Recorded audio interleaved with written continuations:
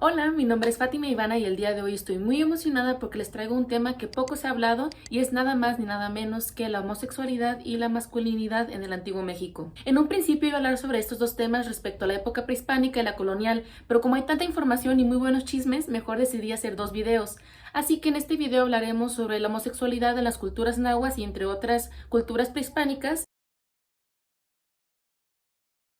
Y en el siguiente video hablaremos sobre la homosexualidad en la colonia. Así que sin más preámbulos, empecemos. Antes de ahondar en el tema de la homosexualidad, es importante comprender cómo veían los antiguos nahuas el género, qué entendían ellos por masculino y femenino. Según la cosmovisión náhuatl, todo lo existente era el resultado de la interacción de las fuerzas cósmicas, que provenían de la fuerza divina Ometeotl. La divinidad Ometeotl tenía un principio tanto masculino como femenino, y estos se correspondían y complementaban. Es así que el acontecer de los humanos estaba fuertemente influenciado por esta divinidad.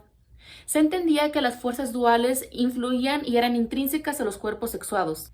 Y aunque si bien se creía que el principio masculino correspondía a los varones y el principio femenino a las mujeres, también se creía que estas fuerzas cósmicas estaban en constante flujo e interacción.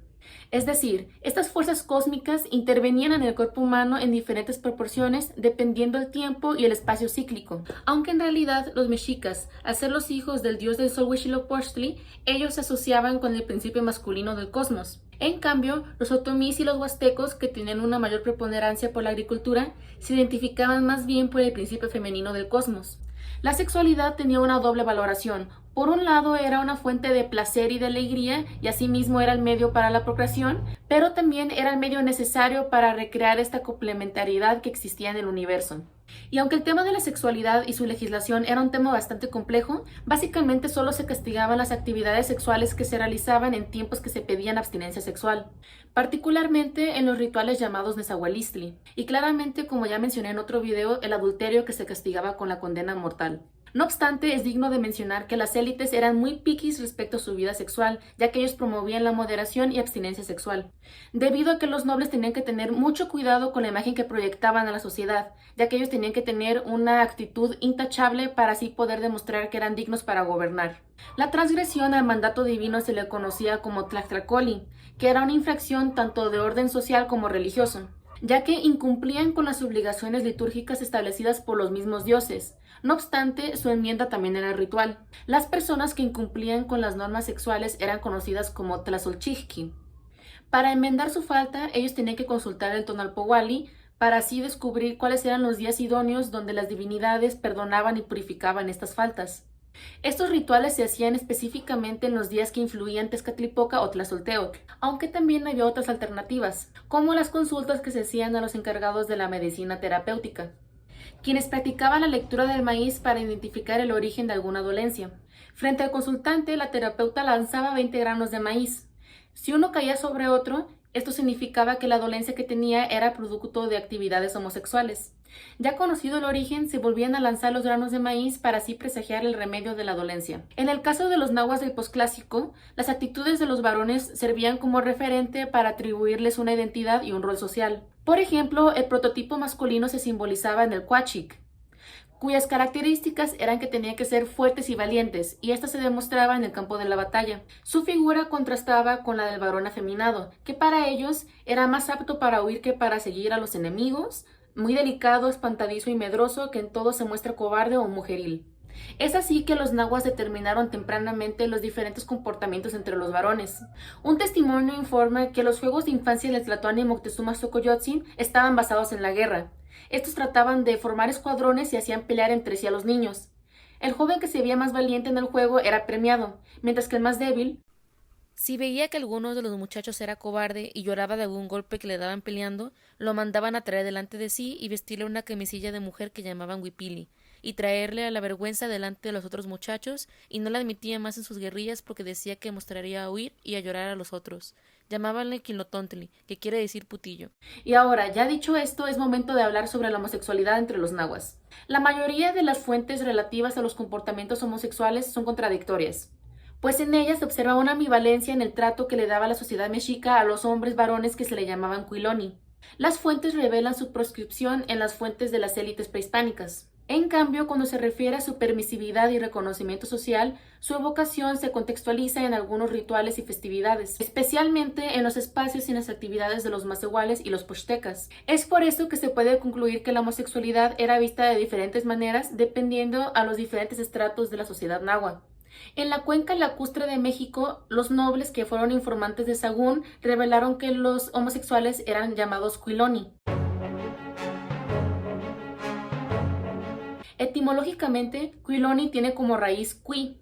Esta partícula se presenta en otros vocablos como cuitlat, que significa excremento, y en cuilchili, que significa ano. Como dato interesante, la palabra cuiloni es el origen del vocablo castellano collón, y cuiloni era un término más que nada despectivo. Según las interpretaciones de los misioneros religiosos, el cuiloni denominaba al somético paciente o al puto que padece. Esto quiere decir que el cuiloni era el homosexual que tomaba el rol de pasivo en las relaciones sexuales. Esto sugiere que el castigo mortal no era para el activo, ya que éste no comprometía su identificación como varón. En cambio, el pasivo sí. Así, los varones asociados a estas prácticas llegaban a participar en diferentes fiestas, aunque se creía que los cuiloni quebrantaban constantemente los periodos de abstinencia sexual. Es por esto que eran temidos o poco valorados. Ellos se identificaban con los accesorios e indumentaria que se apropiaban y además tenían sus propios códigos sociales. Una de las maneras en la que distinguían a los cuilonis era cuando los veían masticar cíctili en lugares públicos como el tianguis.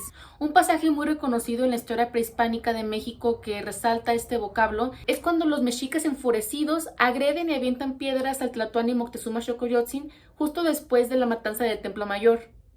En esos momentos, Hernán Cortés le pide a Moctezuma que salga al balcón de su palacio para calmar a su pueblo que estaba muy enojado. Pero como los mexicas ya no respetaban a Moctezuma como su tlatoani, estos le aventaban piedras y le gritaban. Torquemada aseguraba que la homosexualidad y el travestismo era castigado con la muerte en todos los grupos étnicos. Sin embargo, otros cronistas sugieren que las normas respecto a la homosexualidad no eran las mismas en los diferentes grupos nahuas. Es el caso de los tlaxcaltecas.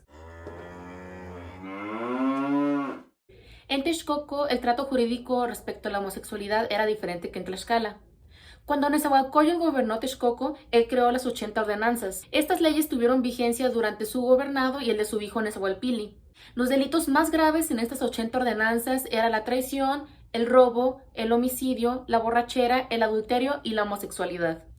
Los cuiloni, además de distinguirse con su vestimenta y sus códigos sociales, también aparecen en la literatura náhuatl. El famosísimo historiador y traductor Ángel María Garibay detectó un canto que posiblemente evocaba la homosexualidad, el cual es el siguiente. Un hombre de Calpan, un sacerdote, ha venido. Vienen a ponerse nuestros cercados. Teyeyexin aitzin, Teyoxitzin y Tezochimicatzin. No vengo, luego me dice aquí mi sobrino Nenequitzicantcintli. Sobrino mío, en nada digno de verse. Sobrino mío, ¿cómo quiere que sea? Aquí en nuestros cercados, tuesto para ti la gustosa semilla del capulín. Sacerdote, ¿qué es lo que decimos? Se llaman en secreto, aquellos que en vano vienen o llegan. Confunden sus suaves palabras, en verdad son nuestros caprichosos, son nuestros molestos amigos. Mi hermano menor, tú estás enojado, tú estás irritado, tú estás preocupado. ¿Acaso para siempre en la tierra, Xolotzin? Mi señor, ven, ¿acaso estás triste? Que no se duela tu garganta, así lo quiso el dueño de la tierra. Dador de la vida, Dios, ríete mucho, búrlate porque en la Xochitlalpan aquí todos nos vamos, todo se acaba. Ayer en la noche me embriagué, de nuevo me embriagué, Xolotzin. ¿Acaso todavía tu corazón lo sabe? Toma mi mano, vayamos a nuestra casa. Está él embriagado, lo está, vamos, está él embriagado. Ok, sé que está un poco confuso, pero aquí va la explicación que da Óscar González en su tesis. En el canto se identifican a 3 varones. Uno es un sacerdote de Calpan, otro es su sobrino que se llama Nenequitzicantcintli y otro es un varón que se llama Xolotzin. Ellos 3 hablan sobre un suceso incómodo que pasó la noche anterior debido al comportamiento del sacerdote. El sacerdote, tal vez arrepentido, ofrece a Capulín tostado como señal de reconciliación y de amistad. Después habla muy cariñosamente con Xolotzin y le dice que pare su enojo. El sacerdote le dice a Xolotzin que su falta de conducta fue debido a la embriaguez, aunque también es posible que el malentendido fue producto de los celos. Este le pide que le disculpe y que le tome la mano para que así se puedan ir ambos a casa. Y bueno, aquí la vamos a dejar por hoy. Como dije en el principio del video, la siguiente semana continuaremos con la temática, así que por lo pronto no habrá conclusiones. Sin embargo, les quería recordar que me haría muy feliz si le dan like a este video y se suscriben a mi canal. Muchas gracias por su tiempo y por su atención, y sin nada más que decir, me despido. Adiós.